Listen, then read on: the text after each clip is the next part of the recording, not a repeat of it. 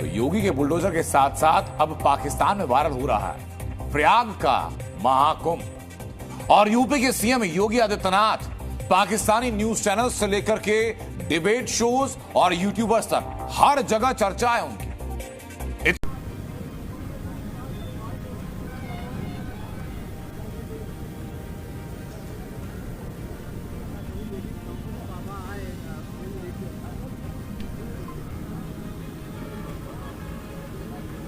साधु महात्मा सब एक ही है और महात्मा लोगों एक ही है और तुम संत लोग भी हमारे पास एक ही है।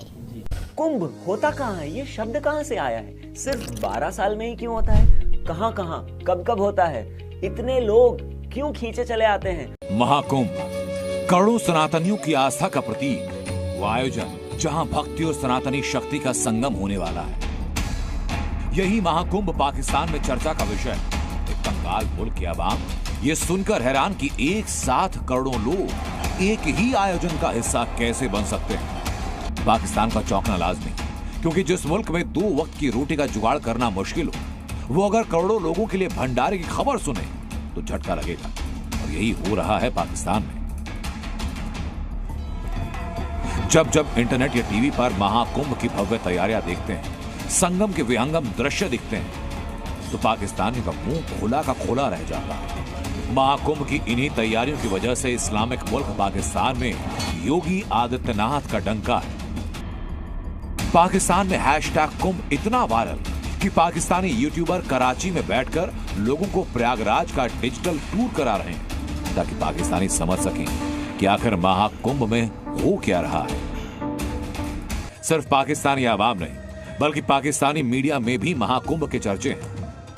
आरजू काजमी और आलिया शाह जैसे पाकिस्तानी पत्रकार अपने पॉडकास्ट में सिर्फ महाकुंभ पर चर्चा कर रहे हैं, और इनकी जुबान से निकला हर अल्फाज बताता है कि महाकुंभ जैसे आयोजन पाकिस्तान में सोचे तक नहीं जा सकते। इन बातों को देखकर लगता है कि ये सिर्फ ट्रेलर है। जब 13 तारीख को महाकुंभ का आरंभ होगा तो पाकिस्तान से और ज्यादा चौंकाने वाले रिएक्शन आएंगे। तो महाकुंभ को लेकर पाकिस्तानी अभी चौंक रहे हैं। अगर वो महाकुंभ के बजट को देखेंगे तो उन्हें अपनी सरकार पर शर्म आ जाए। ये मैं क्यों कह रहा हूं, आंकड़ा बता दूं। महाकुंभ का बजट है 6,382 करोड़ रुपए। अब जरा पाकिस्तान के 3 मंत्रालयों का बजट दिखाता हूं मैं आपको। पाकिस्तान के स्वास्थ्य मंत्रालय का बजट 868 करोड़ रुपए, आवास निर्माण मंत्रालय का बजट 860 करोड़ रुपए, और पाकिस्तान के धार्मिक मामलों के मंत्रालय का बजट 569 करोड़ रुपए। अगर तीनों का बजट जोड़ दिया जाए तो यह आंकड़ा होता है 2,297 करोड़ रुपए, जो महाकुंभ के बजट से आधे से भी कम है। इसी तरह जब पाकिस्तान में बाढ़ आई थी तब विस्थापितों के लिए लगभग 40,000 टेंट लगाए गए, जबकि महाकुंभ में तुम हमको देखने आई हो, हम तुमको भी देखने आई हो, और तुम भी महात्मा देखने आई हो, हम भी महात्मा देखने आई हो। ठीक है ना? ये मिलन क्षेत्र है, ये मिलन मेला है।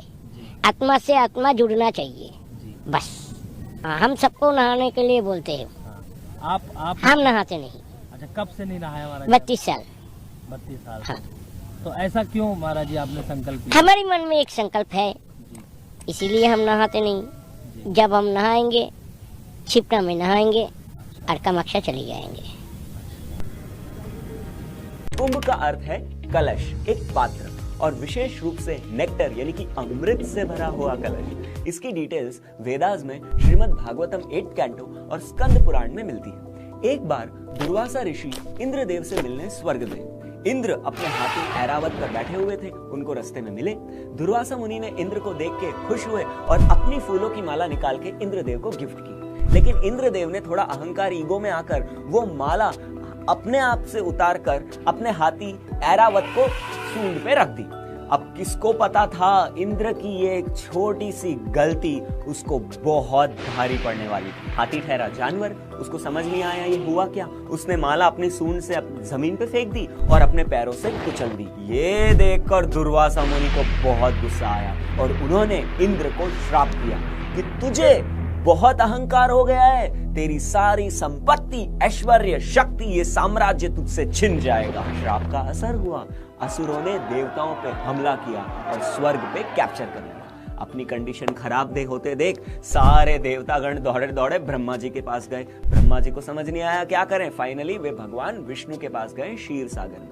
भगवान विष्णु ने उनको सजेस्ट किया कि असुरों की ही हेल्प लो और इस क्षीर सागर का मंथन करो, चर्निंग करो। इससे जो अमृत निकलेगा वो पान करना तुम्हें अजय अमर बना देगा। और फिर अमृत का लालच दिया और देवताओं ने असुरों की हेल्प ली और मंदरा पर्वत को चर्निंग रॉड के जैसे और वासुकी सांप को लपेट के क्षीर सागर को चर्न करना चालू किया। जैसे आपने देखा होगा ना ट्रेडिशनल वे में छाछ को चर्निंग करते हैं तो उसमें से मक्खन निकलता है, बस उसी तरह से। तो इस महामंथन से बहुत सारी चीजें निकली। सबसे पहले हलाहल विष जो शिवजी ने पान किया और वे नीलकंठ कहलाए। और उसके बाद सुरभि गाय, उच्चैश्रवा घोड़ा, कौस्तुभ मणि, पारिजाता फ्लावर, लक्ष्मी जी, वारुणी और फाइनली भगवान विष्णु के अवतार आयुर्वेदा के फाउंडर भगवान धन्वंतरी अमृत से भरा हुआ कुंभ यानी कि कलश लेकर प्रकट हुए। अब असुरों ने जैसे ही यह अमृत का कुंभ देखा वो छीन के भाग गए, लेकिन भगवान विष्णु ने इस होल क्रिएशन की मोस्ट ब्यूटीफुल वुमन मोहिनी का रूप धारण किया और चतुराई से अमृत देवताओं को पिला दिया। इस सब चक्कर में देवताओं और दानवों के बीच 12 दिनों का भयंकर युद्ध हुआ। ये 12 वर्ड याद रखिएगा। और इस युद्ध में इंद्र का पुत्र जयंत कुंभ को लेकर भाग गया, लेकिन लड़ाई चल रही थी तो इन 12 दिनों में बीच बीच में उसको ये कुंभ अपने हाथ से धरती पर 4 अलग अलग जगहों पर रखना पड़ा या छुपाना पड़ा कह लीजिए। तो उसने इन 4 जगहों पर इस कुंभ को रखा। गंगा नदी के किनारे हरिद्वार में, शिप्रा नदी के किनारे उज्जैन में, गोदावरी नदी के किनारे नासिक में, गंगा यमुना सरस्वती के त्रिवेणी संगम पर प्रयागराज में। अब जब जब जयंत ने कुंभ को इन जगहों पर रखा और उठाया तो इसमें लबालब अमृत से भरा हुआ वो कुंभ की कुछ बूंदें वहां पर छलक के गिर गई और नदी के पानी में मिल गई, जिससे सारी नदी का पानी अमृत जैसा हो गया। अब ये रिलेटिव वर्ल्ड है। देवताओं का एक दिन धरती के 1 साल के बराबर होता है, तो उनके 12 दिन का युद्ध यानी कि हमारी पृथ्वी पर 12 साल। और इसीलिए हर 12 साल में एक बार वो स्पेशल तिथि आती है एस्ट्रोलॉजिकल कैलकुलेशंस के हिसाब से, जब इन जगहों अलग अलग जगहों पर जहां कुंभ रखा गया था वहां पर माना जाता है कि उस तिथि में उस समय के लिए अमृत रूपी शक्तियां चारों स्थलों पर पवित्र नदियों के जल में प्रकट होती है। और इसीलिए करोड़ों लोग जन्म मृत्यु से मुक्त होने के लिए, अपने पापों का प्रायश्चित करने के लिए उस जल को पीने और उन नदियों में डुबकी लगाने के लिए आते हैं। अब स्पेशली प्रयाग का मतलब है यज्ञ, बलिदान और तपस्या का स्थान। यहाँ पे 3 नदियां मिलती हैं, सफेद धारा वाली गंगा, नीली काली धारा वाली यमुना और अदृश्य भूमिगत प्रवाह करते हुए मां सरस्वती। और तीनों नदियां जब मिलती है तो उसे कहा जाता है त्रिवेणी संगम। और ये प्रयागराज तीर्थराज कहलाता है, सारे तीर्थों का राजा। कहते हैं कि एक बार डुबकी लगाने से 100 गुना ज्यादा पवित्रता यहाँ पर प्राप्त होती है। शास्त्र कहते हैं कि प्रयाग में प्रवेश करने मात्र से सभी पाप नष्ट हो जाते हैं। इवन चैतन्य महाप्रभु, नित्यानंद प्रभु, श्रीला प्रभुपाद ने भी प्रयागराज विजिट किया। और इस महाकुंभ में स्पेशली राजसी स्नान का बहुत महत्व है। पहले ये शाही स्नान कहलाता था, लेकिन गवर्नमेंट ने अब नाम चेंज करके इसे राजसी स्नान दिया है। कहा जाता है कि इवन देवता गण भी आज तक मानव रूप धारण करके यहाँ पर स्नान करने आते हैं। तो इस बार राजसी स्नान की तिथियां मैं आपको बता देता हूं, जिसे स्नान पर्व भी कहा जाता है। पौष पूर्णिमा 13 जनवरी को, मकर संक्रांति 14 जनवरी को, मौनी अमावस्या 29 जनवरी को, बसंत पंचमी 3 फरवरी को, माघी पूर्णिमा 12 फरवरी और महाशिवरात्रि 26 फरवरी को। इवन यूनेस्को ने कुंभ मेले को वर्ल्ड हेरिटेज साइट डिक्लेयर किया है। तो वही कुंभ को सेलिब्रेट करने, इसे पहले माघ मेला भी कहा जाता था, तो ये कुंभ को सेलिब्रेट करने के लिए जबरदस्त मेला लगता है। यहाँ पर एकर्स एंड एकर्स लैंड में पूरी टेंट सिटी बनाई जाती है सारी फैसिलिटीज के साथ। इवन श्रीला प्रभुपाद भी 1923 से 13 साल तक प्रयागराज में प्रभुपाद ने निवास किया, जहां पर उनकी प्रयाग फार्मेसी थी। और इवन मोतीलाल नेहरू और जवाहरलाल नेहरू, इंडिया के प्राइम मिनिस्टर जो बाद में बने, वो प्रभुपाद के कस्टमर्स ये हुआ करते थे।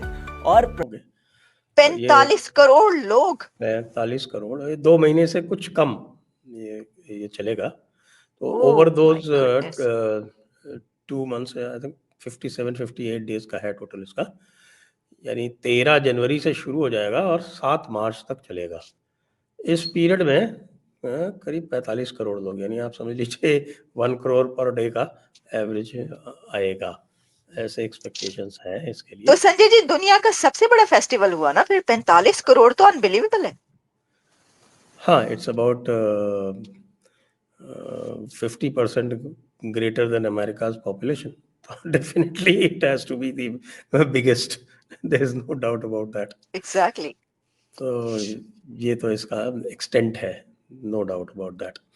अच्छा, ये अकेला नहीं है, 4 जगहों पे कुंभ होते हैं और वो अच्छा। उनके एस्ट्रोनॉमिकल कॉन्फ़िगरेशंस हैं। जैसे ये जो जुपिटर का जो मूवमेंट होता है, तो जुपिटर जो है वो 12 साल में एक पूरा जो ज़ोडियाक है वो कवर करता है। 12 साल में ज़ोडियाक कवर करता है। तो उसके हिसाब से जैसे ये जो है, जब टॉरस में आता है, जब जुपिटर टॉरस में आता है, तब प्रयागराज का कुंभ होता है। ओके। और उसमें जो है वो सन का मूवमेंट भी देखा जाता है। तो सन कैप्रिकॉर्न में होगा और जुपिटर टॉरस में होगा, तब ये कुंभ प्रयागराज में होता है। इसी तरह से आपके नासिक में, और नासिक में गोदावरी नदी है वहाँ, और शिप्रा नदी है उज्जैन में। यहाँ पर जब होता है, जब आपका जुपिटर आता है एक्वेरियस में, जुपिटर आता है जब एक्वेरियस में, तब तो होता है पहले नासिक में, और जब जुपिटर निकलता है तब होता है उज्जैन में। वो 1 साल का उसमें फर्क होता है। अच्छा। इसी तरह से है आपके इसमें हरिद्वार में होता है। अच्छा।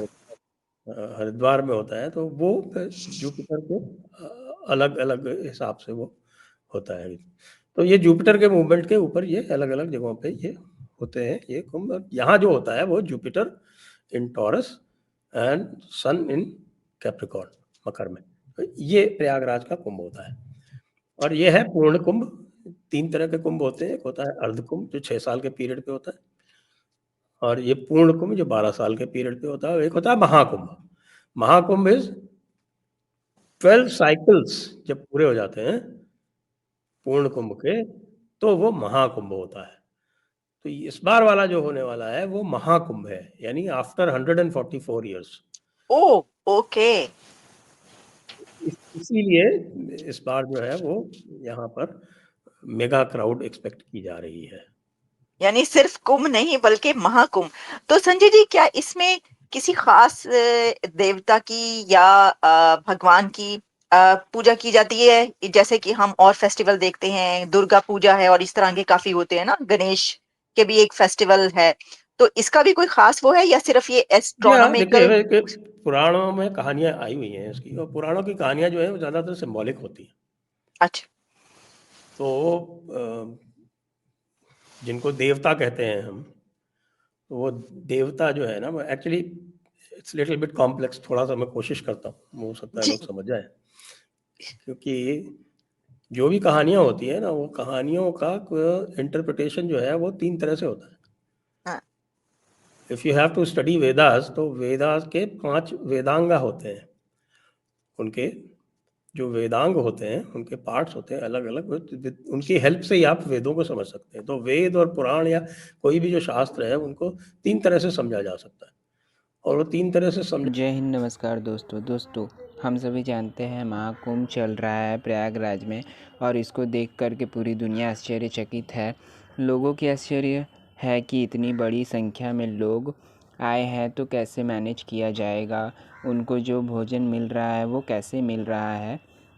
इतनी बड़ी संख्या में लोगों को भंडारा में फ्री भोजन जो मिल रहा है उसे देख कर के पूरी दुनिया आश्चर्यचकित है। ख़ास करके पाकिस्तानी बहुत ज़्यादा आश्चर्यचकित है। इनको समझ में नहीं आ रहा है कि सब कैसे मैनेज हो रहा है। हम सभी जानते हैं कि पाकिस्तानी कन्वर्टेड लोग हैं और यह अपनी जोड़ों से पूरी तरह से कट चुके हैं, लेकिन फिर भी इस भव्य संस्कृति की इतनी शक्ति है कि वो उन्हें अभी भी अपनी तरफ खींच रही है।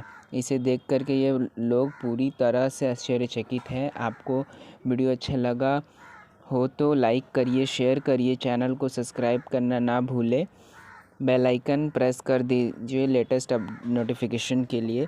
मिलते हैं अगले वीडियो में, तब तक के लिए जय हिंद।